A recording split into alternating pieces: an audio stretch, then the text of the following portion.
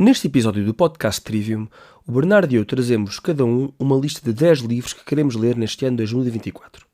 É um episódio que gostamos de publicar todos os anos e, como sempre, pedimos-vos que partilhem também connosco as vossas sugestões de leitura, que é algo que sempre gostamos de saber. Esperemos que gostem e boas leituras.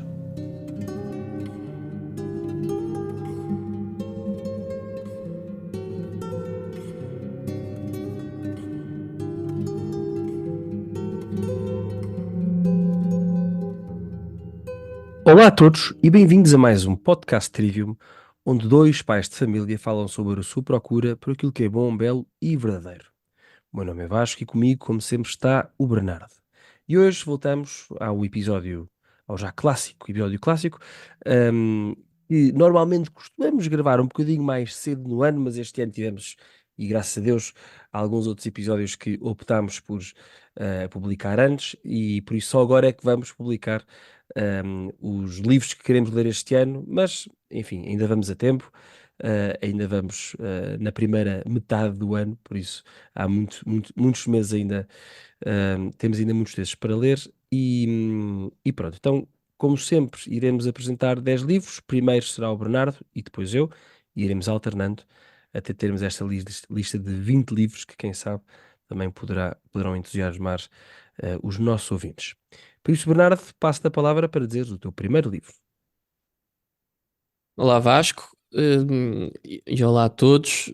Então, hoje vou começar. Eu fiz recentemente um retiro que eu gosto de fazer anualmente, e um dos meus propósitos nos retiros é escolher um ou dois bons livros para ler, e portanto começo por um dos livros que entretanto já fui lendo no retiro. Um, e o livro que li é uma encíclica de Bento XVI, portanto vou começar aqui pelos livros espirituais. O Vasco normalmente, não sei se desta vez organizaste por temáticas os teus livros. Vamos ver, vamos ver. Vamos ver. Mas eu vou começar se calhar aqui pelos espirituais e portanto aqui com o Spé Salves pela Esperança. Como eu disse, era uma encíclica de Bento XVI. E é curioso porque, eh, por incrível que possa parecer, eu nunca tinha lido e achei interessante, porque, como muitos dos nossos ouvintes saberão seguramente, o Papa Bento escreveu, ou tinha o projeto de escrever, uma encíclica sobre cada uma das três virtudes teologais. Este aqui, como o próprio nome indica, e é fácil de esperar, e é fácil de perceber, é sobre a virtude da esperança, que, que eu creio, pelo menos por mim falo, é assim um bocado das virtudes teologais a mais esquecida. Não sei se Vasco se concordas com este ponto de vista, mas normalmente a fé e a caridade estamos sempre a falar delas, ou estamos sempre a ouvir falar delas. A esperança nem sempre é uma virtude que se aprofunde muito. Então, por isso mesmo, eu achei que podia valer a pena aprofundar um bocadinho mais e no caso, como entretanto já li, acho que posso dizer que tinha razão e só posso recomendar. Quer dizer, provavelmente o autor que mais tem aparecido aqui nos nossos podcasts é precisamente nos podcasts sobre livros, é precisamente o Bento XVI. De facto, já sabemos que é uma referência segura. E eu gostava aqui de, se calhar, sem me alongar muito, até porque o objetivo não é apresentar os livros, é só ehm, enumerá-los praticamente. Mas achei engraçado e queria deixar aqui eh, registado que, que pronto, a encíclica é relativamente curta, lê-se rapidamente, mas tem uma primeira parte que achei particularmente interessante, que tem a ver com a evolução ehm, histórica na prática, como é que as pessoas pensavam esta virtude, ou o que é que a esperança significava para as pessoas. E o Papa Bento nota, e eu acho que com muita razão, que evoluímos de uma esperança generalizada, se calhar na Europa medieval, no reino de Deus, não é? A nossa esperança estava no reino de Deus, ele fala no além, estava algo que está para além da vida terrena, da vida material, para uma esperança no aquém, no que está aqui. E aqui o Papa acaba por identificar alguns momentos particularmente importantes, nomeadamente a Revolução Industrial, não é? Em que passamos, uma altura em que começamos a passar de uma esperança no além, uma esperança em Deus, uma esperança no reino de Deus, para uma esperança na capacidade ehm, da razão, e, e depois diz que na razão e na técnica, não é? Naquilo que nós somos capazes de fazer como homens, humanamente falando. E depois, como sabemos, é essa esperança seguiu-se, obviamente, como a qualquer esperança que é baseada em coisas meramente materiais, uma certa desilusão, não é? Que depois resultou em duas leituras diferentes da Revolução. Uma primeira leitura, a da Rerum Novarum, do Papa Leão XIII, em que se elogia aquilo que é de se elogiar, mas se questiona aquilo que deve ser questionado, não é? Toda uma nova forma de pobreza, uma nova forma de exclusão social que surgiu com o apogeu da Revolução, e depois também uma nova ideologia política, neste caso preconizada por Engels e depois por Marx, que olhou de facto para esses problemas, diagnosticou o problema certo, mas como sabemos, depois a solução, a receita que apresentou para esse problema que de facto existia, acabou por gerar mais pobreza e mais miséria. E o Papa então leva-nos ao longo deste caminho, primeiro uma esperança no reino de Deus, no além, depois na razão humana, depois a desilusão na razão humana, depois a esperança na ideologia que é principalmente Marx, e depois na desilusão que o levar ao cabo dessa ideologia acabou por gerar com a Revolução Bolchevique na Rússia. E depois chegamos a esta era em que não sabemos bem em que é que acabamos de acreditar. Acabamos por chegar a um género de um nihilismo, e, e é precisamente essa a pergunta que o Papa faz, não é? Se calhar vale a pena voltar a colocar a nossa esperança naquilo que está para além de nós e não apenas naquilo e nas coisas ótimas que nós temos, mas que devem ser todas elas, obviamente, temperadas eh, pe- pela esperança naquilo que é verdadeiramente eterno, naquilo que é bom e naquilo que é verdadeiro. E passo-te a palavra, Vasco. Olha, eu já li, eu li esse Salvi já há 2 anos, salvo erro. De facto é maravilhosa. Portanto, ou seja, tu já a leste, portanto, obviamente o ano já começou, portanto, Sim, o ano já começou, já percebes? vamos em março, Já, portanto pode certo. acontecer, não sei se no teu caso vai acontecer, que haja um ou outro livro destes que estamos a apresentar Não, que não, olha, é o entretanto já primeiro, tínhamos lido. é o que eu estou a ler, é o que estou a ler, e é engraçado, porque casa um bocadinho também com a questão bem, de alguma forma, com a esperança, não é? E nós vivemos, de facto, numa altura em que, quer dizer, no século XIX foi a promessa do socialismo, não é? A esperança do socialismo, não é? E hoje em dia são tantas outras, não é? Do transhumanismo, etc. De facto, são tantas coisas com que o homem se vai deixando, através das quais o homem se vai deixando enganar, não é? Para inevitavelmente, enfim, desiludir-se, não é? E, de Mas no facto, meio disto, no meio disto percebemos que desculpa interromper-te, que está mesmo na natureza humana termos de nos agarrar a uma esperança qualquer, tal e não é? qual, isso Se não for é fundamental. Deus, Sim, mas é exatamente, mas de facto, e acho que o Papa explica muito bem, enfim, já não me lembro, já há algum tempo, e a memória não é o que poderia ser, infelizmente, mas de facto o Papa explica muito bem que uma esperança que não esteja radicada em Cristo, pronto, tende a desiludir-se. E isto relaciona-se de alguma forma com o primeiro livro que eu vou ler, que eu estou a ler, enfim, eu digo, o primeiro livro desta lista, que é destes todos, é o que eu não li nenhum, este estou a ler, comecei há uns dias. O livro portanto, do americano que já esteve no nosso podcast, George Weigel. O livro chama-se To Sanctify the World, portanto, ler em inglês, The Vital Legacy of Vatican II, não é? Portanto, é uma história e o legado uma história sobre o Vaticano II e o seu legado. para santificar o mundo. Eu comecei a ler e uma das coisas que me chamou a atenção, portanto, ele de facto, assim, quer dizer, apetece dizer mesmo a americana, não é? No melhor sentido da palavra, de facto tem um jeito para condensar, para explicar, para dar contexto, de facto fora de série. Eu tinha lido, não sei se foi ano passado ou há 2 anos, agora acho que foi há 2 anos, li a história do Vaticano II do Roberto Di Mattei, que tem um tom completamente diferente, não é? O Roberto Di Mattei é um historiador muitíssimo mais crítico e George Weigel assume-se quase como sendo um filho, um produto quase do Vaticano II.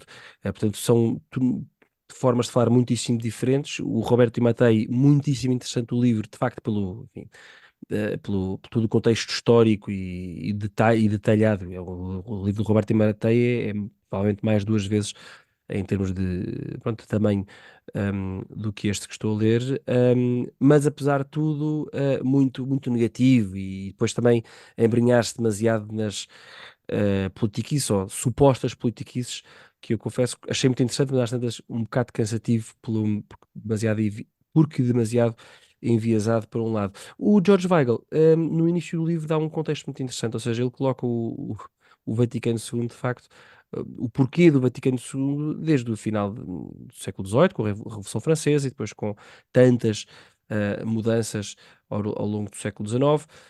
hum, a readoção readoção do tomismo como filosofia, enfim, como filosofia principal da Igreja, mas depois também, isto, enfim, ainda estou no princípio, mas toda a questão também da luta contra o modernismo, que obviamente era necessária, mas depois foi um bocadinho exagerada, no sentido que também foi um bocadinho inquisitória, no início do século XX. Enfim, estou a achar muito, muito interessante porque não estava à espera que ele desse este contexto tão, tão vasto e estou a achar bastante interessante, mas pronto, como te digo, acabei de começar.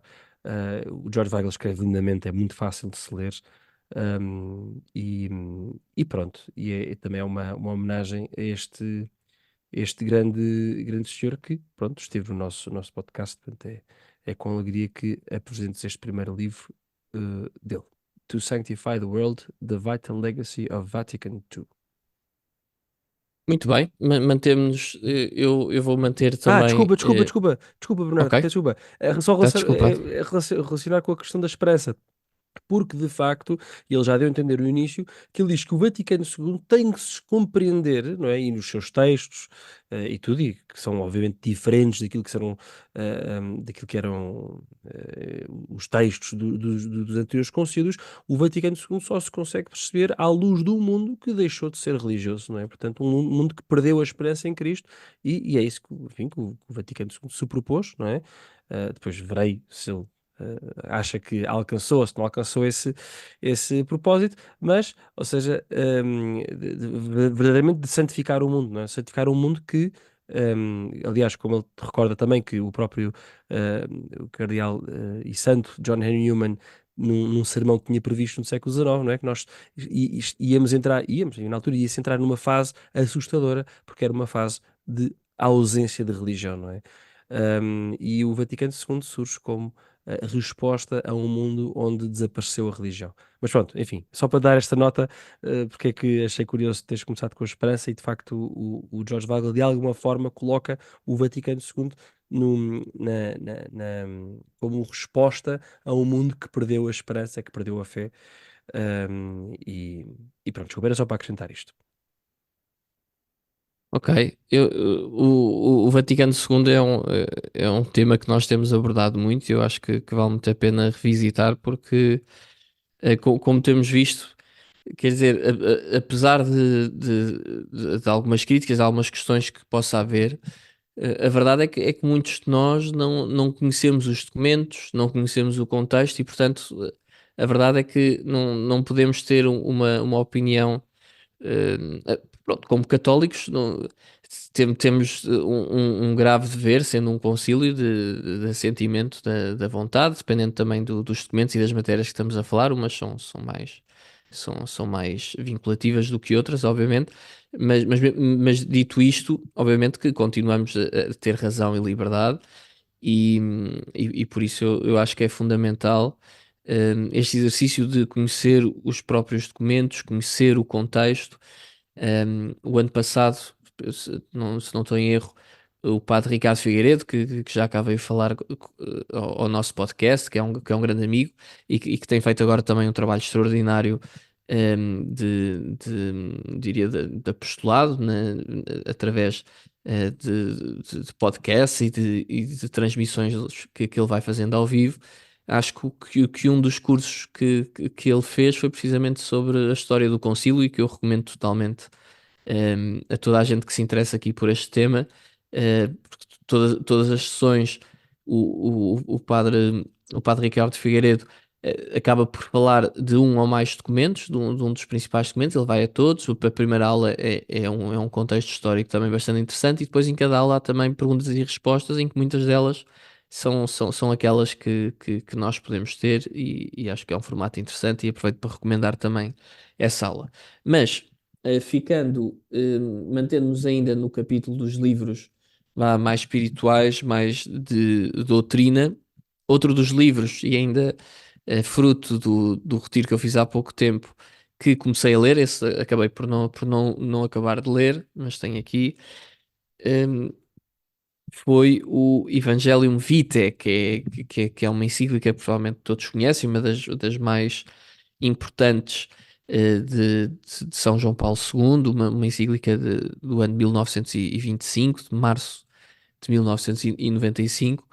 Hum, Surge também como uma necessidade de clarificar, e além disso, se me recordo bem, penso que na sequência de uma consulta que fez aos bispos de praticamente todo o mundo sobre estes temas,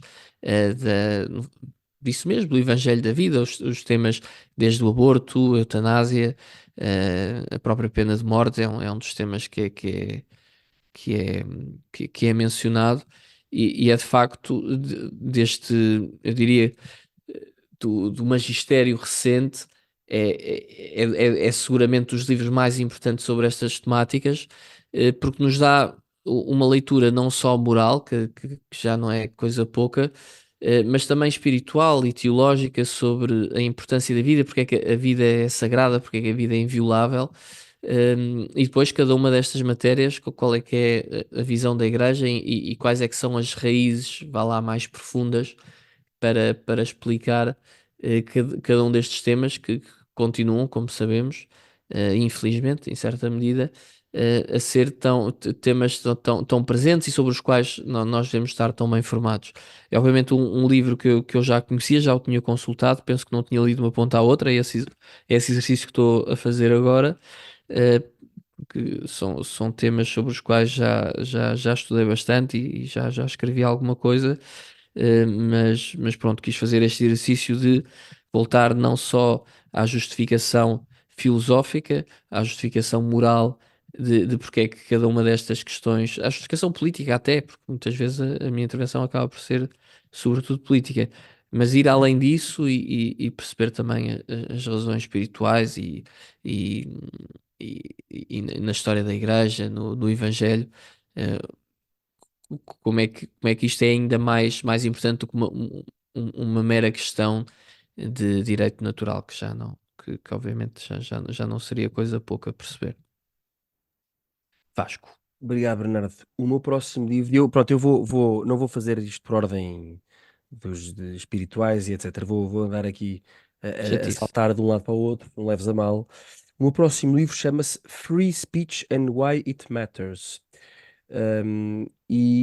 Escrito por um tipo que se chama Andrew Doyle. Eu já falei do Andrew Doyle aqui, portanto, nos livros que eu li no ano passado, falei de um livro que se chamava My First Little Book of Intersectional Activism, que é enfim, que é uma sátira. Este Andrew Doyle, peço desculpa, Andrew Doyle tem um pseudónimo, que é uma mulher, que se chama Titania McGrath, pronto, e que escreve livros, enfim, ele escreve-os, não é, a gozar, são sátiras, sobre ser woke e não sei quê, e pronto. Mas este é um livro tanto quanto consigo perceber, de uma tonalidade mais séria. Este Andrew Doyle é um tipo interessante. Ele é só doutorado em literatura renascentista, por Oxford. Portanto, é daqueles tipos, pronto, já se sabe, que uma pessoa que passa por Oxford ou por Cambridge tem um contacto, não é, com o mundo universitário, totalmente diferente daquilo que enfim, daquilo que nós tivemos. Portanto, há de ser um tipo interessante, certamente não vou concordar com tudo com ele diz, mas este tema do free speech, não é, do discurso livre, da liberdade de expressão, acho que é de facto um tema fundamental hoje, e acho que é um tema que mesmo nós católicos temos que pensar bem como abordá-lo, não é? Porque para nós não é uma coisa direta, não é uma coisa óbvia. Não no sentido em que eu diga que queira mandar calar quem quer que seja, não é? Eu sou pelo discurso livre, mas todos reconhecemos que há limites, não é? E pronto, quer dizer, se nos aparecesse um tipo a falar de superioridade racial, quer dizer, não poderia, a meu ver, não poderíamos permitir que ele alegasse, por exemplo, o discurso livre, não é? Para poder pregar sobre a superioridade moral, não é? Portanto, há limites, não é? Mas eu, pronto, estou muito interessado em ler este livro, que acho que é um dos grandes temas hoje em dia. É o grande tema, foi o tema que colocou o Jordan Peterson na ribalta, não é? Foi todo o tema associado à liberdade de expressão. No caso dele, o não ser obrigado a usar aqueles pronomes inventados. Mas pronto, já estou interessado. É um livro relativamente pequenino. Pronto, ele é em inglês, portanto, o preconceito anticatólico tem que estar sempre presente, já se sabe. Portanto, eu li assim na diagonal o capítulo introdutório, claro que ele fala logo da questão do Galileu. Pronto, provavelmente ele não conhecerá a história do Galileu em detalhe, mas pronto, já sabe como é que são os ingleses e o preconceito anticatólico que, enfim, ainda existe, porque pronto, podia ter falado sobre toda, toda a censura e a ausência de liberdade de expressão que existiu, por exemplo, no reinado de Isabel I, mas pronto, não quis fazer, faz parte de ser inglês. Mas também acho que nos faz bem ler estes livros de pessoas que são inteligentes, com as quais podemos não concordar em tudo, mas de certa forma, ou melhor, certamente quero dizer, também hão de passar aqui alguma ideia e pôr-nos a pensar de forma diferente sobre os temas que mais importam e, como eu disse há pouco, acho que de facto o discurso, a liberdade de expressão é um dos grandes temas da atualidade. E creio que nós, mesmo nós, católicos, cristãos e pessoas sérias no geral, devemos lutar por isso. E passo-te a palavra. Nós, A nós luta continua, católicos a luta cristãos continua. e, Católico, e pessoas sérias e no geral. pronto. Graças a Deus, pronto, não são só os Ainda católicos, bem que tu, são os sérios. o Vasco é claramente uma pessoa séria, viu? E Nem ecuménica sempre. e coisas assim. Tá bom. Olha, normalmente é o Vasco que tem os capítulos mais organizados. Desta vez, pelos vistos, fui eu. Eu vou manter para já ainda nos livros espirituais. Há bocadinho falei do Padre Ricardo Figueiredo. E vou voltar a enfocá-lo. Espero que ele esteja a ouvir este episódio e fique a saber que nós também o ouvimos, tal como ele nos ouve a nós, porque penso que ele já sabe de resto. Mas nós estamos a gravar isto na Quaresma, para quem esteja a ouvir este episódio depois, mais tarde, estamos a gravar na Quaresma, e um destes cursos cursos ou iniciativas de formação que o Padre Ricardo Figueiredo propôs precisamente para esta quaresma foi uma leitura acompanhada de um livro que é de Lorenzo Scupoli, que é O Combate Espiritual e o Caminho do Paraíso. Não sei se já ouviste falar, Vasco, deste livro. Como é que se chama o Eh, autor? Desculpa. Lorenzo Scupoli Nunca é um nunca ouvi falar. italiano, é um italiano, nasceu Francesco, e depois, na altura, quando se tornou religioso, este é um italiano do século XVI, Ainda nasceu. bem que não nasceu Francesca. Pronto, Desculpa, agora foi, obrigado, Vasco. foi uma piada Tem, muito má. tem, Peço tem, imensa tem, desculpa. tem tudo a ver com a temática que estamos aqui a abordar, mas, bem. Mas pronto, este Lorenzo Scupoli, como eu dizia, era um religioso italiano do século XVI, século XVI, século XVII, que escreveu esta obra que, que é, pronto, é um dos clássicos da literatura, vá lá, ascética.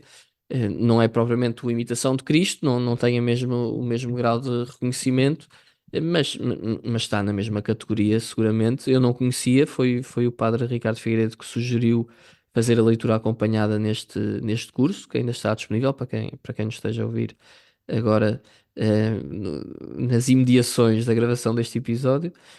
Já não por muito tempo, porque a Quaresma já está praticamente a acabar. Mas pronto, é um livro interessantíssimo.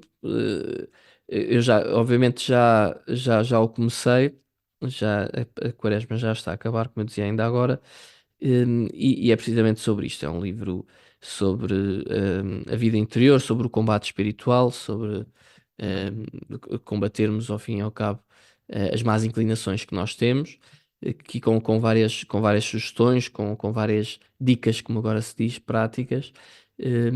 E obrigado, Padre Ricardo Figueiredo, por esta sugestão que está a ser bastante frutuosa para mim, pelo menos. E passo a palavra ao Vasco novamente. Obrigado, Bernardo, e obrigado por essa sugestão. Eu vou começar com uma oração para o meu próximo livro, se não te importares. Posso? Vasco, não, Então? se eu me importasse com uma oração, E não é, não não. é, não é, não é, é oficial, tá bem? Não é inventada por mim. Então, passo a dizer: abençoai, Senhor, esta criatura, a cerveja, que da riqueza do grão vos dignastes produzir, para que seja remédio salutar ao género humano. Concedei ainda, pela invocação do vosso santo nome, que quem quer que dela beba, receba de vós a saúde do corpo e a tutela da alma. Por Cristo Senhor nosso. Amém. E porque é que eu quis dizer esta oração? É porque o meu próximo livro, e aqui voltamos às temáticas mais religiosas, mas aqui é um religioso bastante laical. Hum, o livro chama-se The Beer Option. Até agora é tudo em inglês, peço desculpa. The Beer Option, o subtítulo é Brewing a Catholic Culture Yesterday and Today. Portanto, a opção da cerveja, fermentando uma cultura católica ontem e hoje. Escrita por um senhor que se chama Jared Stout, Stout é Staudt, americano, e pronto, como já deve estar a reparar, o The Beer Option remete, e de facto remete, ele deu logo na introdução, para o livro da Benedict Option. Só que não é uma alternativa ao livro da Benedict Option, não é? A opção beneditina, que eu li também, creio, há 2 anos, não é? Ou seja, não é uma alternativa como, enfim, deverão saber, ou se não souberem, depois de ter saído o livro da Benedict Option do Rod Dreher, houve várias outras opções que surgiram: The Francis Option, Dominic Option, Augustine Option, Escrivá Option, Marian, Maria Option, portanto ele refere-as todas, mas ele diz que não quer aqui propor uma nova opção, mas eu ofereço a opção da cerveja como uma extensão da opção beneditina, não é? Até porque muitos monges beneditinos, como por exemplo os de Nórcia, que foi a comunidade de Nórcia que inspirou de alguma forma o Rod Dreher a escrever a opção beneditina. Os monges de Nórcia, eles fermentam a sua própria cerveja, que é ótima, chama-se Nurcia, que é Nórcia em latim. E pronto, isto aqui no fundo, e pronto, eu ainda não comecei a ler este livro, foi um livro que assim que vi à venda, apaixonei-me, porque a capa do livro, eu gosto muito de cerveja, tu sabes isso. A capa do, como é que se chama isto? Do livro é um copo de cerveja, e por trás vê-se aquilo que acho que é o Mont Saint-Michel em França, que na verdade foi buscar a ideia ao livro do Rod Dreher, porque eu creio que o livro do Rod Dreher, portanto o Benedict Option, tem o Mont Saint-Michel, mas aqui tem o Mont Saint-Michel visto por trás de um copo de cerveja, muitíssimo sugestivo. E pronto, o que dá a entender é que ele conta aqui e faz um bocadinho a história da cerveja. Enfim, obviamente não é segredo para ninguém que a cerveja, enfim, e por isso é que eu comecei com a oração, não é? Que é uma oração verdadeira, ela existe de facto. A cerveja foi durante muito, e ainda é, graças a Deus, produzida por várias comunidades religiosas, sobretudo na Bélgica, na Alemanha, mas hoje em dia um bocadinho por todo o mundo. E ele explica como é que através enfim, eu vou-lhe chamar a bebida dos deuses, não é? Como é que podemos ir transformando a cultura, não é? E é engraçado, conto aqui uma história que descobri no outro dia. Não tem nada a ver com o livro, mas acho que exemplifica um bocadinho a ideia do livro. Há um site que eu costumo ler, que se chama The Imaginative Conservative, portanto, o conservador enfim, não vou traduzir. Imaginativo, Imaginativo, criativo. pois, mas é mais criativo, sim, exatamente. E que tem textos muito interessantes, e vi um texto de um professor do Hillsdale College, do Universidade de Hillsdale. Uhum. O professor chama-se Brad Berzer, é um tipo interessantíssimo, católico, por sinal, embora esta Hillsdale College não seja católica. Um, E ele conta que em 2006 teve o prazer de conhecer, aquelas eventos nas universidades em que vai um professor de fora, vai lá dar umas aulas durante umas semanas, e em 2006 quem foi o Sir Martin Gilbert, não é, inglês, que escreveu a história da Primeira Guerra Mundial, a história da Segunda Guerra Mundial, uma biografia do Churchill, portanto um autor, um historiador britânico, judeu, muitíssimo respeitado, e na altura ele teve a oportunidade de o conhecer e ele quis conhecê-lo. Foi engraçado, este Martin Gilbert, o Sir Martin Gilbert, quis conhecer este Brad Birzer porque o Brad Birzer tinha escrito uma biografia sobre o Tolkien. Portanto, quando o Martin Gilbert perguntou se ele queria jantar, era por causa disto, e o próprio Birzer ficou surpreendidíssimo como é que este grande senhor, este grande historiador, sabia que eu tinha escrito um livro sobre o Tolkien. Mas isto para dizer que tiveram a conversar um bocadinho e o Martin Gilbert, que estudou em Oxford, conheceu os Inklings, conheceu C.S. Lewis, conheceu o Tolkien e muitas vezes jantou com o Tolkien. Porquê? Porque na altura, no refeitório, segundo explica o Brad Birzer, hum, eh, o- os, os não anglicanos tinham que jantar em mesas à parte. E o Tolkien era católico e o Martin Gilbert era judeu, então muitas vezes jantaram juntos. Achei um pormenor muito engraçado, é que muitas vezes jantavam juntos, portanto o historiador e o autor, um, e no fundo falavam sobre tudo o que havia para falar debaixo do sol, a expressão dele, mas fumavam e bebiam continuamente, não é? Portanto, achei esta ideia muito engraçada. Naturalmente, aqui a virtude da temperança é sempre importante, e este livro que eu vou ler do The Beer Option tem, obviamente, recorda aqui a temperança, e de facto acho que nós só verdadeiramente podemos aproveitar as coisas hoje da vida com temperança, não é? E é um ponto importante. Portanto, certamente que o Tolkien era um homem de temperança e este Sir Martin Gilbert também, mas achei engraçado, não é? Estas conversas ele diz que contavam piadas e cheio de humor, conversas cheias de humor, acompanhadas com bebida e, enfim, e fumo, suponho que seja aquilo que os gentlemen fumam, que é cachimbo. E pronto, passo a palavra. Ok, Vasco, olha, eu termino com esse cachimbo, aproveito para terminar também a secção espiritual e entro numa secção mais filosófica, se calhar, e para falar de um livro muito brevemente, que não tenho muito ainda para dizer, mas que estou bastante curioso, porque ali há aqui dois grandes amores que eu tenho. Tenho dois amores, tenho, aliás, pronto, se a minha mulher está a ouvir e se eu digo que tenho dois amores e são estes do livro, a coisa corre mal. Mas aqui era uma brincadeira com a música. Mas o que eu queria dizer, tem aqui duas atrações grandes neste livro, assim é que é não só o tema, como os próprios autores que são da minha grande estima, e é um livro que acabou de sair. O livro chama-se GPS Aquino, não sei se já ouviste falar, Vou ver, acabou sim, mesmo senhora. agora de sair, fevereiro de 2024. Sabes quem é que quem é que o vai apresentar? Não, és tu? Não, coitados dos autores. Não, não, é o Zé Maria Cortes, que esteve connosco aqui a falar sobre a Escola de Frankfurt. Ah, É ele que vai fazer a apresentação do livro. Portanto, sim os senhor. autores é o Padre Duarte da e vais dizer, certamente. Exatamente, o Monsenhor Duarte Cunha e o professor João César das Neves, portanto, Maravilha.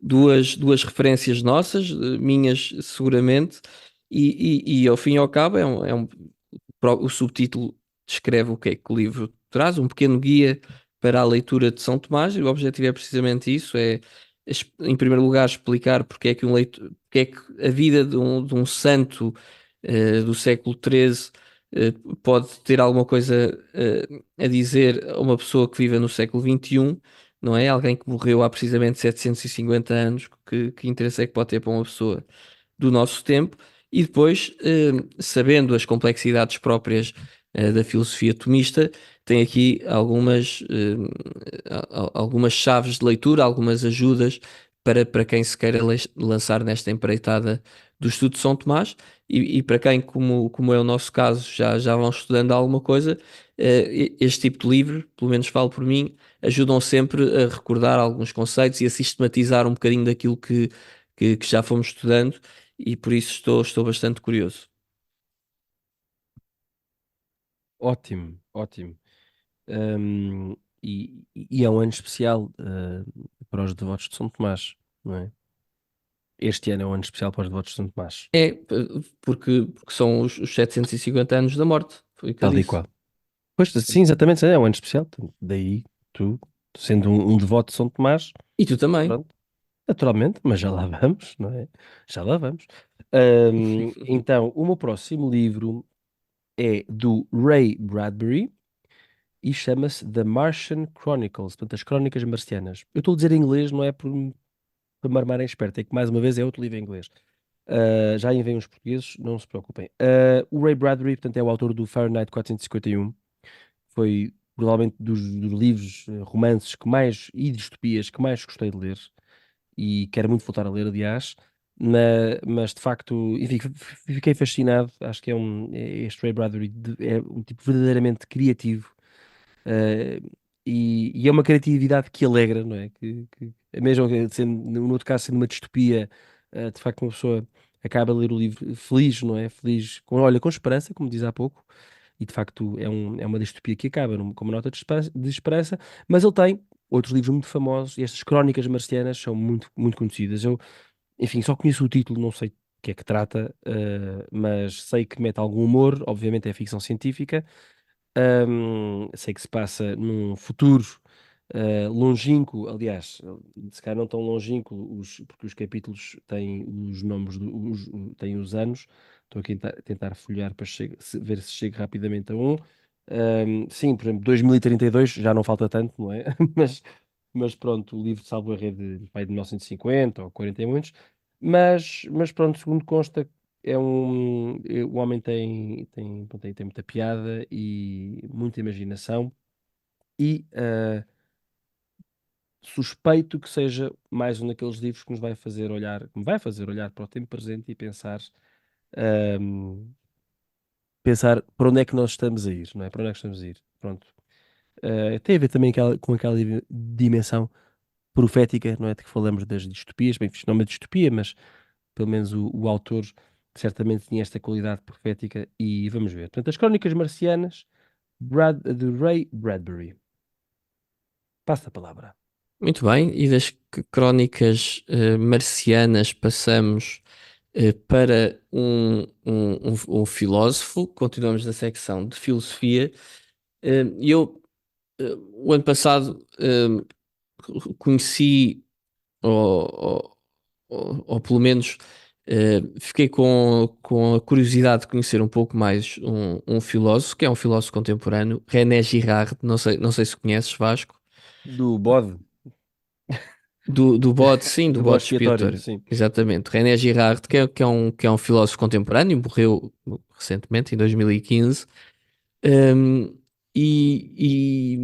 pronto, e tendo conhecido assim um pouco por alto as suas ideias, fiquei com alguma curiosidade e decidi ler um pouco mais sobre este filósofo e tenho vindo a descobrir coisas bastante interessantes e até, Vasco, se concordares, gostava de fazer aqui um episódio de volta não só da vida dele, que acho que por si só já tem bastante interesse, mas também da sua principal contribuição, que foi numa área que é particularmente interessante. Eu acho que é a psicologia do desejo, em particular a teoria que o levou a ficar famoso foi a teoria mimética, também já deves ter ouvido falar, que eu acho que traz aqui algumas pistas interessantes sobre, sobre aquilo que nós vemos no nosso dia a dia, desde a forma como se comportam os nossos filhos pequenos, até à forma como se comportam as multidões e as próprias sociedades. Acho que é uma chave de leitura interessante e pronto, isto aqui estou a fazer uma introdução muito grande, mas na realidade o livro que eu queria referir especificamente é um livro que se chama René Girard, Unlikely Apologist, um livro do académico, do teólogo norte-americano Grant Kaplan, Mimetic Theory and Fundamental Theology. Portanto, é um livro acerca de René Girard, da sua filosofia, da sua psicologia, e de como esta filosofia, na realidade, acaba por ser uma forma de teologia, embora não seja consensual entre todos os teólogos. Ele faz aqui um estudo bastante aprofundado da bibliografia, do pensamento, de conferências em que René Girard participou, e portanto parece-me que é uma obra introdutória bastante interessante, que veio sugerida numa plataforma que todos conhecem e que nós já referimos várias vezes, a plataforma do Bispo Barron, World on Fire. É um dos livros recomendados, pelo menos tem lá uma. No site do World on Fire tem aqui uma crítica, uma apresentação deste livro. E pronto, foi aí que eu fui buscar, encomendei o livro, já comecei a ler também, estou a achar interessantíssimo e acho que vai dar um belíssimo episódio. E acho que Vasco, que tu vais ficar curioso seguramente. E espero se o Vasco não ficar, que pelo menos algum dos nossos ouvintes fique. Eu fico, vou ficar com certeza e já estive aqui a consultar os nossos ouvintes enquanto falavas e sim, podemos fazer um episódio sobre o René Girard que já agora era católico, salvo erro, acho que ele se converteu, uma coisa É assim, mas interessante, converteu-se, pois, exatamente. Não, exatamente. ou seja, nasceu como. Olha, faz lembrar um bocadinho. Faz lembrar um bocadinho. Olha, agora não sei quem é que me faz lembrar. É que estou a lembrar-me da história de vida de um católico que acabou por ser de alguma forma parecida com a dele, mas agora não me estou a lembrar quem é que é ele, só me lembro da biografia. Entanto, lembro-me e digo-me. Mas, ou seja, nasceu, vá lá, católico nominal, se quiseres chamar assim, se me recordo bem, e depois teve uma conversão. Aliás, teve dois momentos de conversão, uma primeira conversão intelectual, por assim dizer, e depois uma conversão de coração, uma conversão verdadeira, ambas Uhum. na vida adulta. A Intelectual e convers- depois de coração, e depois de coração. Sim, normalmente é ao contrário, mas há casos em que acontece quando as pessoas de facto levam não, a verdade muito a sério. mas não terá sido a Santa Edith Stein? Não. Não, não é, Teresa não Benedita é, de Augusto, não? não é, Ah. não é, não é. Não, pá, O eu vou-me lembrar. McIntyre? Não, Wallace Dare McIntyre? não, também não é, também não é. Eu vou-me lembrar, não vale a pena agora estarmos a perder muito tempo com isso, mas só para dizer. Estou a brincar. eh, Desculpa. Espera, agora quase que me vinha. Ah, já sei, já me lembro quem é que é. O. Ai, agora não lembro do nome. O autor do Ethics que eu vim aqui apresentar o ano O passado. Adjade? Ah, não. Do Ethics. Não, o Ai, não Ethics. é o Guardini, não What é. is Philosophy, Ai, exatamente é dessa tradição. Vai lá, o o António Fraser? Capela está sempre a recomendar. O Hildebrand, exatamente. Uma história um bocadinho parecida Ah, com a do Hildebrand, o Von Hildebrand, está bem. não tem muito a ver, mas a mim faz-me lembrar porque tem alguns traços em comum, a valorização da verdade, depois a conversão, quase uma conversão intelectual. No caso de René Girard, depois há um momento também muito concreto de uma conversão, aí sim de coração, uma conversão mais profunda, espiritual, em que ele luta contra um cancro. Pá, tem uma história de vida que eu acho que é muito interessante. Depois vamos aprofundar isso para não estar agora a tomar Uhum. muito tempo, mas fica aqui já algumas pistas para abrir um bocado o apetite. Muito bem, obrigado.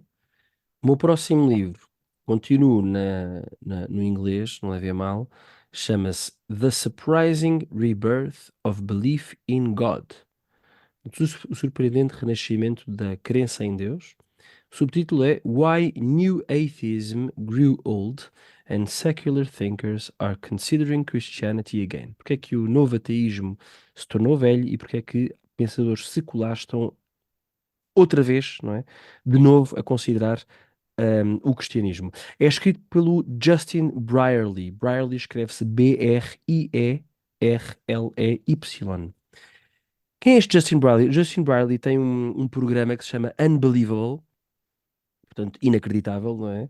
Unbelievable com ponto de Ah, interrogação. já sei qual é, já sei qual é. Uh, Já, no... já conheço. É um género não é bem um podcast, porque também tem vídeo, não é? Sim, Mas está, exatamente. está no YouTube. Já vi Sim. alguns episódios, acho que é bastante interessante. São Boa, conversas, já sei qual é. debates e, São. e aquelas pessoas todas, o Jordan Peterson, o Dave Rubin, o Tom Holland, todos lá foram. Tipicamente debater, outras vezes é mais conversas. Há uma pessoa que também lá costuma ir muito, que é um, um suposto bispo, não posso dizer que é bispo, um suposto bispo anglicano, que é o N.T. Wright, que que é uma autoridade mundial em São Paulo, curiosamente, e que aliás escreve o prefácio deste livro. E no fundo é este Justin Brierley, que no fundo que é o, o, o, o, Pronto, isto, Bernardo, voltou a acontecer. Como é que se diz host em português?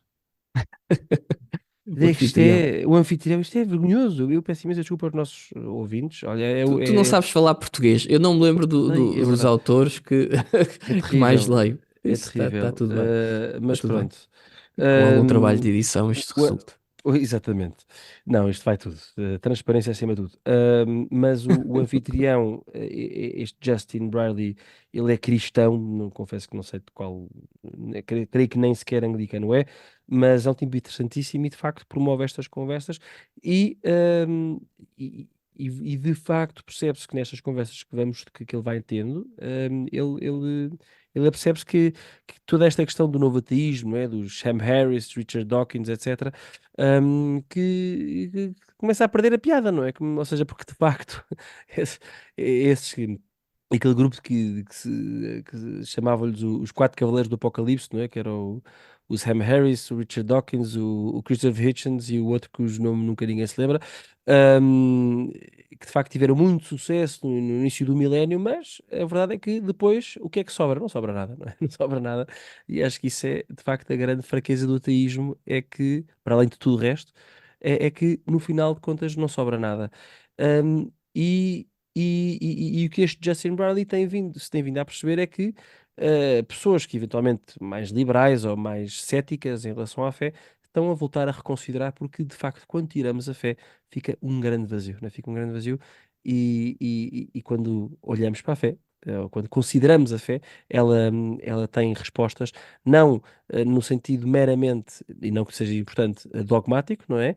Mas porque são respostas que verdadeiramente nos desafiam, não é?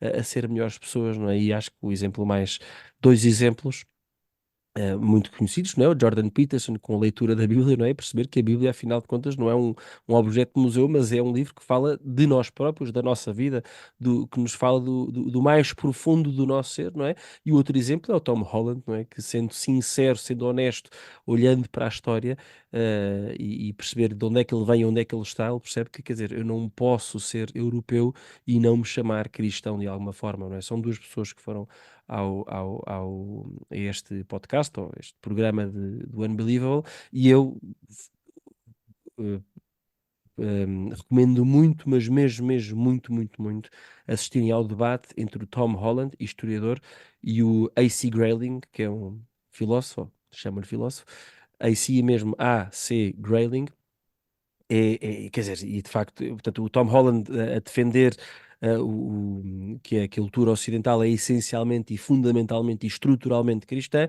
e o A.C. Grayling a dizer que não, senhora, aquilo que é a civilização ocidental de hoje em dia é um produto do iluminismo, que por sua vez foi buscar, saltou 1500 anos ou 1800 anos para ir buscar o que de melhor havia nas civilizações clássicas, do grego e dos gregos, da Grécia da Roma Antiga, e o Tom Holland, quer dizer, até mete dó, desmontou completamente. Acho que é um excelente episódio para se assistir. Mas pronto, é isto mesmo. The Surprising Rebirth of Belief in God, do Justin Brierley. Muito bem, Vasco, mais uma excelente sugestão. Eu agora vou passar a um autor que tem o objetivo este ano de aprofundar um pouco mais, e que por isso alerto desde já os nossos ouvintes para também não ser baseado maçador, que este livro e os próximos dois que eu vou apresentar são desse autor, porque faço questão deste ano aprofundar um bocadinho este autor. Não sei se tu consegues adivinhar qual é, Vasco. Não, não ao professor João César das Neves? Não, não. Não é o Pronto. professor César das Neves. Por acaso também, de facto, tenho aqui ainda outro livro do César das Neves. Esse aí é um autor que eu aprofundo todos os anos. Mas este ano queria aprofundar um bocadinho C.S. Lewis. Ah, C.S. que Lewis. bem, que bem, que bem. C.S. Lewis. E portanto começo. O primeiro que eu vou apresentar e o primeiro que eu gostaria de ler é nada mais, nada menos do que A Abolição do Homem, The Abolition of Man, um livro de 1943. Um livro que, olha, não sei se sabes, Vasco, que na realidade foram três lectures, como Aulas é que que ele se diz em deu. português? Sim, Três aulas, três aulas, sim. conferências que deu que deu na Universidade de Durham. Isto em 1943, precisamente, que é a data do livro, depois foi passado para o livro, e o tema do livro é precisamente a defesa do objetivismo moral, portanto, da tradição da lei natural, eh, e é, enfim, um dos livros mais conhecidos do autor e também um dos primeiros que eu gostaria de ler. Não é o Uhum. primeiro livro que eu leio de C.S. Lewis, mas nesta sequência dos livros que eu gostava de ler este ano dele, queria começar precisamente por este, A Abolição do Homem, livro de 1943. Muito bem, ótimo. Vai ser certamente uma Já boa leste? leitura.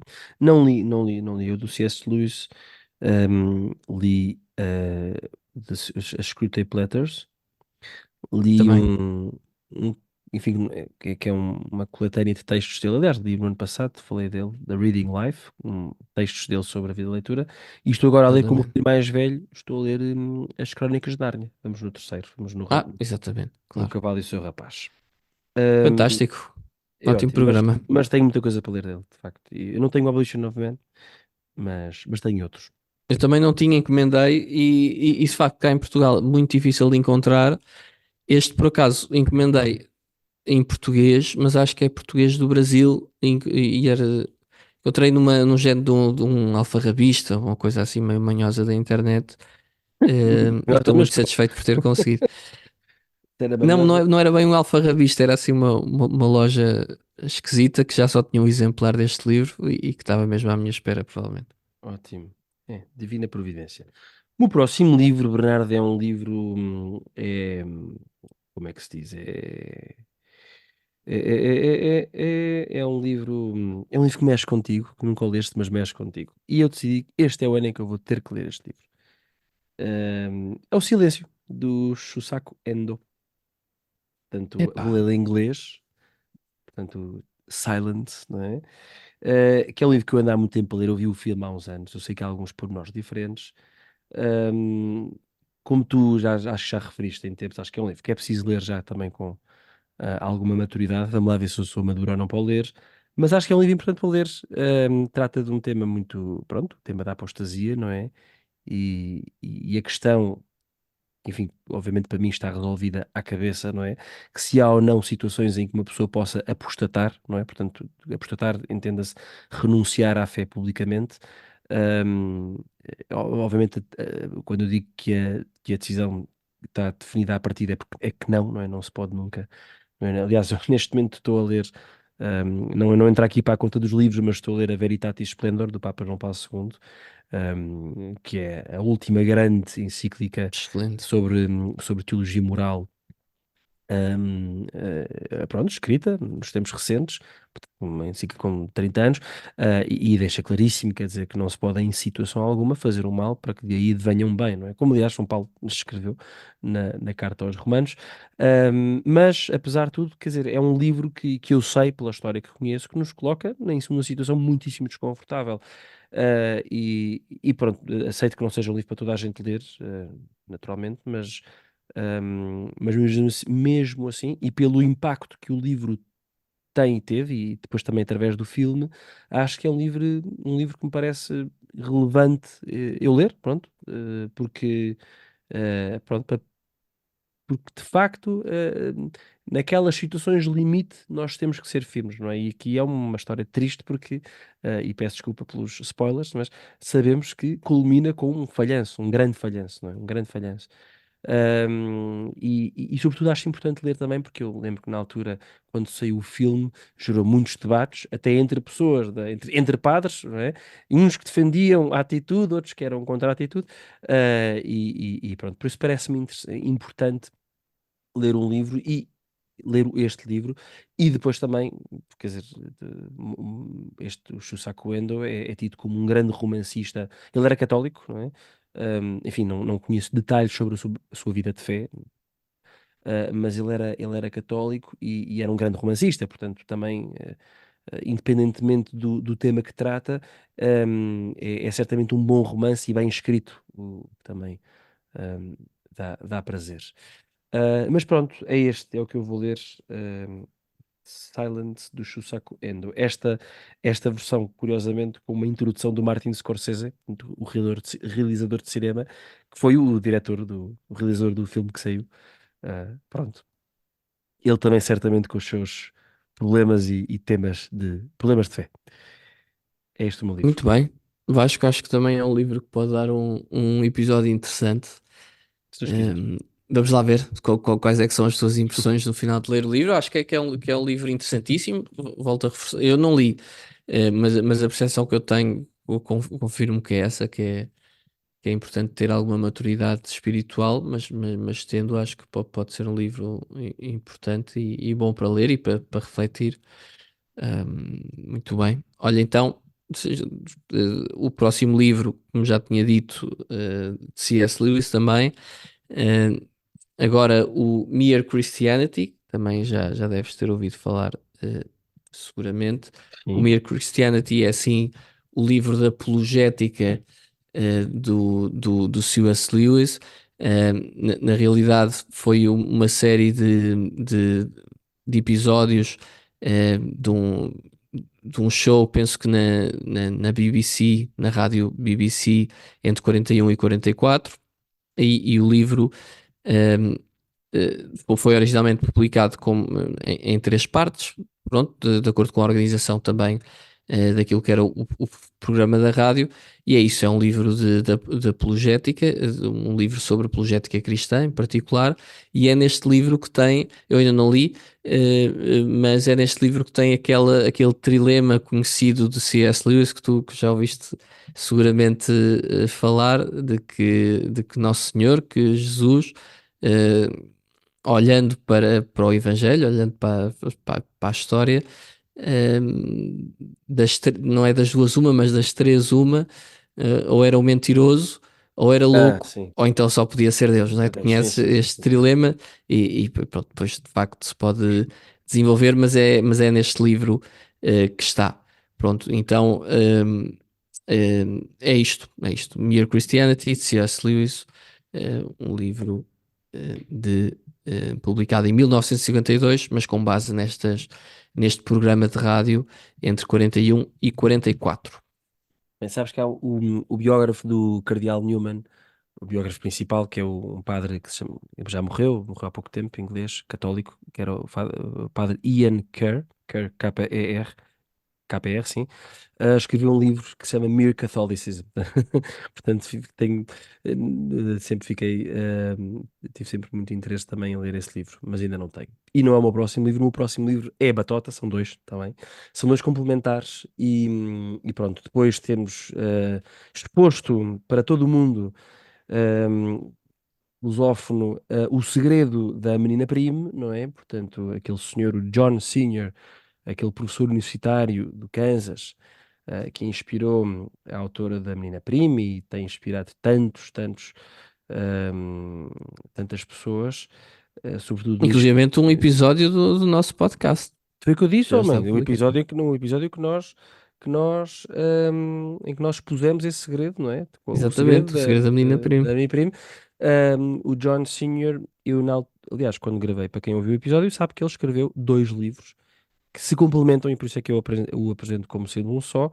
E agora não é em inglês, não é em português, mas, meu caro Bernardo, é La muerte de la cultura cristiana e La restauración de la cultura cristiana. Portanto, É um comprei-os poliglota em. este meu amigo. Já viste, claro que sim. Comprei-os em espanhol numa editora que se chama Homo Legends,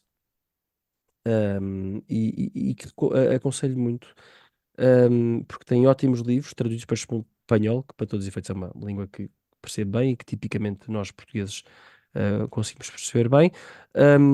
Ambos os livros têm um prólogo escrito pela Natália San Martín de Fenolheira, que é precisamente a autora da Menina Prima, e pronto, já se sabe, uma fã do John Senior, e pronto, olha, tenho imenso interesse em ler estes dois livros. Hum, aliás, o livro da Beer Option, que falei há bocadinho, no final ele tem uma bibliografia, ia dizer uma bibliografia de livros aconselhados, mas uma bibliografia só pode ser de livros. Portanto, tem uma lista de livros, não é uma bibliografia, é mesmo uma lista de livros que ele aconselha, e um deles é este tal do The Restoration of the Christian Culture, né? Portanto, a restauração da cultura cristã. E pronto, olha, tenho imenso interesse em ler. Eu acho que sei que estes dois livros marcaram muitas pessoas. Portanto, este John Senior é um homem muitíssimo perspicaz que soube olhar para a história no momento em que se encontrava e pronto, e de facto declarar a morte da cultura cristã, que é um dado que eu dou como assumido. Um, Apesar de compreender o que o Tom Holland diz quando diz que ainda vivemos de alguma forma no mundo cristão, mas pronto, depois depende um bocadinho da perspectiva, mas sobretudo estou curioso para perceber o que é que o John Senior ehm, sugeria como caminho para a restauração da cultura cristã, que há de ser certamente o nosso grande empreendimento enquanto tivermos a graça de viver. Portanto, a morte da cultura cristã e a restauração da cultura cristã. Posso dizer até a morte e a restauração da cultura cristã. É mais fácil. Assim soa melhor. Parece que é um livro só. Passo-te a palavra. Muito bem. E será seguramente pela continuidade que terá entre os dois. O Vasco, aqui o nosso John Senior português, em Coitado. formação. Há muitos outros melhores, muito melhores. Esperamos que aqui, pelo menos, o nosso podcast consiga chegar, nem que seja a uma pessoa, se não chegar a tantas como os projetos do grande John Senior. Mas de facto, acho que é uma excelente escolha e estou muito curioso também de ouvir-te falar sobre isso.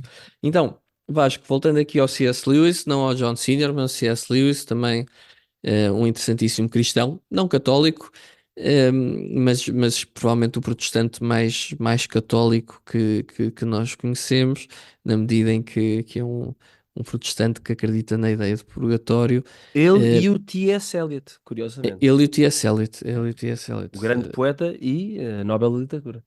e Nobel da Literatura Poeta e dramaturgo, desculpa. e dramaturgo, é Sim. isso, exatamente. Mas sim, Então, desculpa. posto isto, o terceiro livro que eu queria apresentar, tenho outros que quero ler de C.S. Lewis, mas não vos vou estar a amassar com mais livros de C.S. Lewis. Este aqui, o The Great Divorce, também já terás ouvido falar seguramente, também é dos mais Sim. conhecidos de C.S. Lewis. O The Great Divorce, ao contrário dos outros dois que eu vos apresentei, na realidade é um género de. Eu não sei bem tecnicamente qual é que é o género literário, mas é uma fantasia teológica, ou seja, na forma quase de um sonho. Eu ainda não li, não sei explicar muito bem, mas a ideia é que é, ao fim e ao cabo, uma história fantasiosa em que o autor reflete sobre a ideia de inferno e de paraíso. Lá está. É um livro que, na realidade, foi publicado inicialmente como uma série de ensaios ou uma série de artigos no The Guardian, mas não se deixem enganar que o The Guardian não é o jornal The Guardian que estarão a pensar, mas é o The Guardian, um antigo jornal anglicano, que hoje em dia já não existe. Foi no mesmo jornal onde foi publicado também numa série de artigos da Screwtape Letters, precisamente que falávamos há pouco, o Vorazmente Teu. Uhum. E depois também outros ensaios, como o Miracles, que também deves ter ouvido falar, o Dogma and the Sim. Universe, Dogma and Science, destes aqui de 1943. No caso do The Great Divorce, que era este que eu estava a falar, um, penso que este aqui foi publicado ao longo de 1944, 1945, neste The Guardian. Achei curioso, achei que iam achar graça a esta curiosidade. E pronto, é um livro que, que, que eu acho que pode ter muito interesse, não só pelo tema que aborda, não só por também ser numa forma. ehm, de uma fantasia teológica, também acho que é algo bastante criativo. Aliás, um dos atributos, precisamente, que todos reconhecemos a C.S. Lewis é a criatividade, não é? A capacidade incrível que ele teve, de forma que, que, que, que eu vejo poucos paralelos de apresentar estes conceitos antigos e de sempre da nossa história, da nossa natureza, mas de uma forma completamente nova, não é? Desde logo nas Crónicas de Nárnia, como falávamos há bocado, mas também em todos estes livros que assumem formas diferentes e criativas e que eu penso que apelam, sem dúvida, ao homem comum, ao homem odierno. E este livro vai buscar inspiração a Santo Agostinho, a Dante, também a John Milton, ou até mesmo a Lewis Carroll. E por isso eu acho que é um livro que eu tinha bastante curiosidade e tenho este objetivo. Neste caso, este está em inglês. Tenho o livro em inglês, encomendei-o em inglês, pá, aí por 1 euro, na altura em que ainda havia, em que provavelmente, isto aqui encomendei provavelmente ainda antes do Brexit, porque era quando se arranjava estes clássicos a 1 euro, mandava-se vir do Reino Unido, das bibliotecas que fechavam, e In portanto está illo aqui, tempore. in illo tempore, C.S. Lewis, The Great Divorce. Vasco, passo a Muito palavra. bem. Excelente opção. Acho que tens aí um, um tríptico do C.S. Lewis que certamente vai dar muito prazer ler. Eu não li nenhum desses, portanto, obviamente, também fico à espera que me digas alguma coisa. Hum, Aqui na senda do John Senior e nesta ideia de retornar aos clássicos, às fontes, não é? Enfim, vou ter que fazer algo que tinha que fazer. Aliás, tenho que fazer antes dos meus filhos. Vou ler a Odisseia de Homero. Eu só não leio a Ilíada porque não a tenho ainda. Portanto, vou começar pelo fim. Eu quer dizer, não li a Odisseia, li trechos da Odisseia. Lembro de a ter estudado no Liceu Francês, mas pronto, sei que é importante lê-la do princípio ao fim. Encontrei aqui, arranjei uma edição pequenina, encadenada, muito bonita. E pronto, vou-me imergir neste clássico da nossa, enfim, da nossa história, da nossa civilização, não é esta jornada, pode-se dizer esta odisseia, não é? De Ulisses até Ítaca, e é muito engraçado, muitas vezes, estes americanos muito versados nas artes liberais e nas, na- na- nas tradições dos grandes livros falam muito, muito, né, da viagem do homem para Ítaca, não é? Acho que agora estou a dizer Ítaca, não sei se é Itaca, agora, é Ítaca, tem a ser tu, peço desculpa. Acho que é Ítaca. É Ítaca, peço desculpa, isto depois de ter aprendido a falar numa língua ou em várias línguas ao mesmo tempo, às vezes cometo aqui algumas gafes. Mas esta ideia da viagem até Ítica como sendo a grande aventura da nossa vida, e portanto, pronto, certamente vou gostar e vou me sentir inspirado pela Odisseia de Homero, um dos textos fundacionais da nossa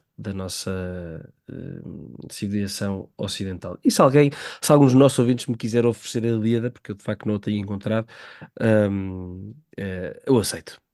Fica, fica a dica. Nós nunca pedimos nada aos nossos, sempre pedimos para ser patronos, mas se alguém tiver uma Ilíada a mais em casa, entre em contato connosco, que aceitamos. E passo-te a palavra, meu caro Bernardo. A sugestão e dessa Odisseia passamos para uma Odisseia mais portuguesa. Neste caso, vamos passar para a secção dos livros técnicos. Quis trazer aqui também alguns livros técnicos, para não ser só livros de filosofia e teologia. Neste caso, um livro também relativamente recente, penso que do ano passado, não tenho aqui, confesso, a data exata da edição, mas é um livro relativamente recente, penso que 2023, do professor Nuno Palma, As Causas do Atraso Português. As causas do atraso português, ao fim e ao cabo, uma investigação científica, mas histórica também, do professor Nuno Palma, que é um economista português, na Universidade de Manchester, um professor catedrático, da Universidade de Manchester, que, que, hum, enfim, já tinha feito uma apresentação sobre esta temática, tentar perceber porque é que Portugal foi ficando na cauda da Europa quando já esteve.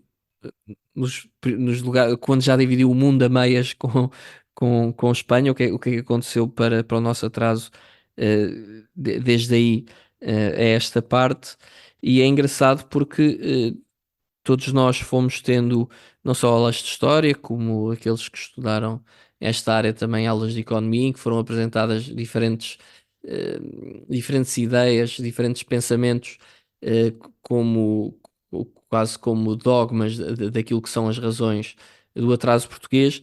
E o que o professor Nuno Palma faz com este livro é precisamente repensar aquilo que nós achávamos que sabíamos sobre a história de Portugal, e em particular sobre a história económica de Portugal, para ser mais concreto. Um, e diz o João Miguel Tavares, tem graça na crítica que faz do livro, que é uma máquina de triturar mitos absolutamente essencial. Portanto, De um- triturar o quê? Mitos? de triturar mitos, Ah, que engraçado. mas Sim, sim, mitos sim, no mau sim, sim, sim. sentido, não no sentido Sim, mentiras. Tolkiano. Sim, sim, O estou a perceber. próprio professor Henrique Leitão recomenda o livro, diz que é brilhante e incisivo. O livro de Nuno Palma obriga a olhar para a velha questão do atraso português com olhos novos. E por isso eu acho que a autoridade maior em matéria de história do que o professor Henrique Leitão eu não conheço. E por isso já comecei a ler, já li algumas páginas, estou a achar bastante interessante. E é da minha área de economia, por isso ali há aqui duas áreas que eu gosto, a história e a economia. E também uma terceira área que também gosto, que é desfazer mitos e não acreditar nas coisas meramente por carneirada. E é este livro do Nuno Palma, As Causas do Atraso Português. Muito bem. Olha, deve ser interessantíssimo. Eu lembro de ter visto recentemente este livro à venda mas não tinha noção dos vários elogios que tinha. Portanto, olha, Não, obrigado pela sabes recomendação. que gerou bastante polémica porque hum, o que é que acontece? Como ele faz uma análise estritamente objetiva Sim. da história, pronto, na medida em que é possível ser objetiva a analisar a história, porque a história tem sempre uma componente de subjetividade associada, como é natural. hum, um, um dos períodos que analisa, como é natural, é o período do Estado Novo. E vem, e ao fim e ao cabo, acaba por notar, com base em dados objetivos, e que são dados que me parecem legítimos, que o Estado Novo provavelmente não é um dos responsáveis pelo nosso atraso, como muitas vezes a cultura mainstream nos pode Uhum. fazer crer. E que até em algumas áreas específicas, como na escolarização, e até do ponto de vista do crescimento económico, foi um período até bastante positivo, o que não implica, nós hoje temos uma mentalidade outra vez um bocadinho, Sim. um, um, Ah, uh, diz? não, não, um bocadinho, e eu ia dizer manicaísta. Manicaísta, era essa a palavra que eu estava à procura, Eu um queria bocadinho dizer, ia manicaísta. dizer maníaca, mas depois não Maníaca quero dizer também, maníaca, em certos aspectos também é um mas é bocadinho maníaca. manicaísta, É, sim. mas é um bocado manicaísta, não é? Uma pessoa não Sim, não, pode não sabemos valorizar reconhecer, os aspectos positivos de uma determinada época que possa não ter sido tão boa, pronto. pronto, exatamente, reconhecer que houve coisas boas de uma determinada época não é defender essa época. Ele próprio nem os autores principais desse regime, não é aqui o espaço para discutirmos neste momento, podemos depois discutir noutro episódio, mas gerou obviamente muita polémica, que em Portugal é um daqueles temas tabu, que é uma estupidez. Obviamente que, como qualquer outra matéria, ainda há bocadinho que falámos de liberdade de expressão, deve ser suscetível a discussão, a debate, a análise. ehm, e pronto, gerou bastante polémica nessa altura, quando ele fez uma apresentação, penso que foi naquelas conferências do MEL, não sei se daquele Instituto Movimento Europa e Liberdade ou qualquer coisa, ele veio Hum, falar, fez muita polémica, saiu o livro. Pronto, há sempre alguém que acha que é fascista por isso. A mim não me afeta particularmente, estou Isso mais é porque interessado nos isso é porque ainda não argumentos e ouviram nos o dados nosso, concretos que ele apresenta. ainda não ouviram o nosso episódio, o nosso podcast, por isso é que ainda não nos chamaram de fascistas, mas um dia vai ter que ser, não é? Já se sabe. Exatamente. É o E é que isto. é a nossa sina. Sermos É todos isto. fascistas. Enfim, há bocado, estou a brincar, vamos aos nossos caros ouvintes, que hoje em dia temos de ter muito cuidado porque as pessoas conseguem isolar um trocozito daquilo que uma pessoa tenha dito e depois, obviamente, fora de contexto, enfim, corre sempre mal. Mas há bocado falaste, disseste que ias agora falar sobre uma Odisseia portuguesa, salvo erro, acho que disseste uma coisa assim do género, e eu pensei, ora, tu Sim, sim, porque tem aqui a componente dos descobrimentos no meio desta história ah, económica. muito Foi bem, nesse sentido que eu falei da Odisseia Portuguesa. pronto, porque eu achei que tu fosses declamar, portanto, que as armas e os barões assinalados que do ocidental De para a ocidental para a Espanha, Lusitana, por é mares verdade. nunca antes navegados, passaram além da Taprobana e em perigos e Em guerras perigos e guerras forçadas. forçados, mais do que prometia a força humana, e entre gente remota edificaram um novo reino que tanto sublimaram. Portanto, sublimar. Bernardo, eu não estudei no Liceu Português. Tu nunca li os Camões, ai meu Deus, os Lusíadas. Nunca li Oh os não. Lusíadas. E este ano, O Timbo Bond vai-te fazer unfollow no Facebook. merecidamente, mas lá está. Este ano celebramos os 500 anos do nascimento de Luís Vaz de Camões, pelo que me pareceu que seria o ano ideal para finalmente ler os Lusíadas. E pronto, quer dizer, é uma daquelas obras que, eh, enfim, assustam porque todos ouvimos. Eu nunca estudei no seu português, mas tenho muitos amigos e família, primos, não é? Que estudaram, e pronto, e os Lusíadas eram sempre, pronto, aquela obra monumental, não é? Pelo qual todos os alunos tinham que atravessar, pela qual todos os alunos tinham que, pronto, atravessar literalmente. E sabes que fez-me bem, mas fez-me bem há 2 ou 3 anos, já não lembro quando é que foi, ler a Divina Comédia, não é? Que Ah, certamente deve ser abriu-te o apetite. deve ser o equivalente para os italianos, mas É, deve gostei ser. tanto, tive tanto prazer em ler a Divina Comédia que agora nada disto me assusta. Portanto, enfim, isto são quantas páginas são? Não sei, são quase 500 páginas, não chega, 400 e tal. Em verso já não me assusta e com a vantagem, obviamente, de, no caso do Lusíadas, poder, enfim, pronto, é na minha é no melhor que a minha língua tem para oferecer. Portanto, estou muito entusiasmado, e feliz também por ser este o ano. Obviamente, estou aqui a traçar, estou a dizer que vou conseguir ler. Já sabemos como é que foi o ano passado, que eu não cumpri com as minhas perspectivas de leitura, mas pronto, confiante e com esperança, como referias no início. Estou muito feliz e contente por finalmente atacar este grande épico e, e pronto. Portanto, os Lusíadas de Luís Vaz de Camões. E vá, Excelente. agora vamos para o teu último. É isso mesmo. Para o meu último, é também um livro técnico. Disse que deixei aqui dois livros técnicos para o final.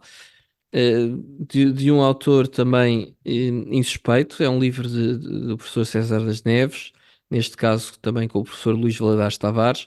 É um livro interessante, chama-se Portugal, Porquê o País do Salário Abaixo de 1000 euros? O novo livro dos assossegos, chama-se assim. Hum, E é precisamente uma conversa sobre a evolução de Portugal nestas últimas décadas, ou seja, acaba por também estar um pouco relacionado. Também é um livro sobre ciência económica, com uma pequena componente histórica. Esta aqui, história sobretudo contemporânea, e não numa lógica tão académica, por assim dizer, como no caso do livro que ainda agora apresentei do professor Nuno Palma.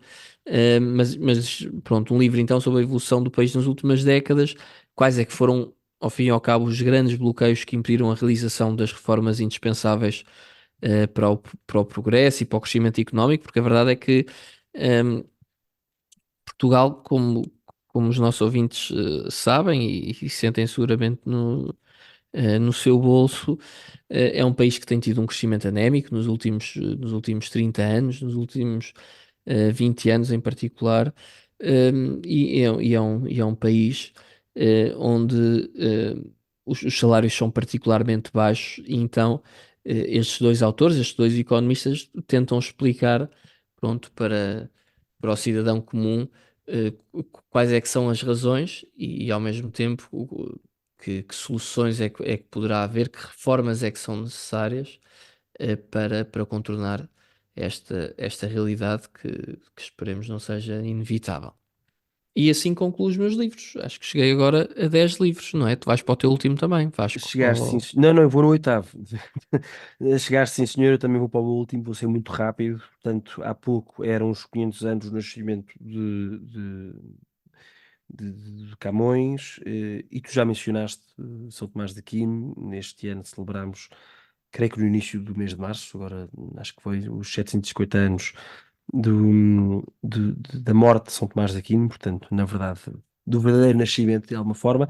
E também, para honrar a sua memória, vou ler o livro Aquinas, em inglês, peço desculpa, Aquino, do padre Frederick Copleston, um padre jesuíta do século XX, e que é, enfim, que no século XX, tanto quanto sei, foi uma sumidade em São Tomás de Aquino, e escreveu esta, não sei bem se é uma biografia ou se é mais um estudo sobre São Tomás de Aquino, e que pronto, e que tem fama de ser muito bom. Este padre Frederick Copleston, lá está, mais um que estudou em Oxford, antes de ter entrado para a Sociedade de Jesus.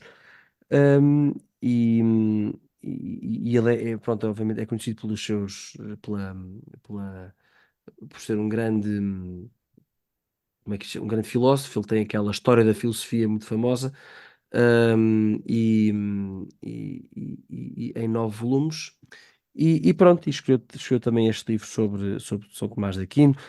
Não, lá está, há bocado perguntava, dizia-se, não sabia se era bem uma biografia. Não é uma biografia, portanto é um estudo sobre São Tomás, onde estuda o tema do mundo e da metafísica, Deus e a criação, o homem, corpo e alma, o homem, moralidade e sociedade. E depois fala um bocadinho sobre o tomismo, não é? O tomismo como sendo aquela escola, enfim, de alguma forma fundada, escola de filosofia barra teologia fundada por São Tomás. E pronto, estou também com muita vontade, que de facto, tu já estás bastante mais adentrado do que eu em São Tomás, e eu, enfim, Ah, tenho coitado de medo de mim. perder, tenho que perder, Pobre de não, mim. tenho medo de perder o comboio, e por isso vou aqui apostar nesta obra sobre este grande santo, que urge Ora, voltar a conhecer. E já agora, e uma palavra de apreço para o professor João César das Neves e para o Monsenhor Duarte da Cunha, que de facto em língua portuguesa muito têm feito nos últimos anos para trazer para o domínio público, não é, para o conhecimento de todos e de forma acessível, enfim, a vida e obra de São Tomás de Aquino, cuja muito teologia bem. sistemática, certamente é algo que faz falta no mundo que deixou de pensar. E pronto, Teologia Bernardo, sistemática. hoje, Acabamos com a palavra teologia sistemática. Sim, senhor, pá. pronto, já viste? Isto aqui é uma grande elevação, este podcast. Exatamente, é o Não, que faz. não Isto de gravar desilude. à noite na quaresma tem o seu quê?